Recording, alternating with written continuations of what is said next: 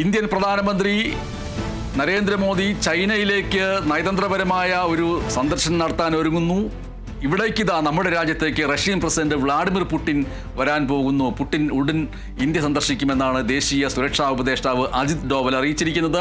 August അവസാനത്തോടു കൂടി Putin India സന്ദർശിച്ചേക്കും എന്ന് Doval അറിയിച്ചിരിക്കുന്നു. Russian സന്ദർശനം തുടരുന്ന അജിത് ഡോവൽ പുടിനുമായിട്ട് കൂടിക്കാഴ്ച നടത്തിയിരുന്നു. സ്വാഭാവികമായിട്ട് ആ കൂടിക്കാഴ്ച ഏകദേശം വിജയകരമായിട്ട് മുന്നോട്ട് പോകുന്നു എന്നുള്ളതിൻ്റെ സൂചനയാണ് തിരിച്ച് പുടിൻ ഇന്ത്യയിലേക്ക് വരുന്നു എന്ന് പറയുന്നത്. റഷ്യയിൽ നിന്ന് എണ്ണ വാങ്ങുന്ന ഇന്ത്യയുടെ നടപടിയോടുള്ള എതിർപ്പിൻ്റെ ഭാഗമായിട്ട് പ്രതികാര ചുങ്കം അമേരിക്കൻ പ്രസിഡന്റ് ഡൊണാൾഡ് ട്രംപ് ഏർപ്പെടുത്തിയ പശ്ചാത്തലത്തിൽ ഇപ്പോൾ ഇതാ ഏത് രാജ്യത്ത് നിന്നാണോ അമേരിക്കയുടെ ഹിതം മാനിക്കാതെ ഇന്ത്യ എണ്ണ വാങ്ങിച്ചുകൊണ്ടിരിക്കുന്നത്, അതേ രാജ്യത്തിൻ്റെ ഭരണാധിപനായിട്ടുള്ള വ്ളാഡിമിർ പുടിനെ ഇന്ത്യയിലേക്ക് കൊണ്ടുവരുന്നു. ഇന്ത്യയിലേക്ക് വരാൻ ക്ഷണിച്ചിരിക്കുന്നു. അജിത് ഡോവൽ അവിടെ റഷ്യയിലുണ്ട്.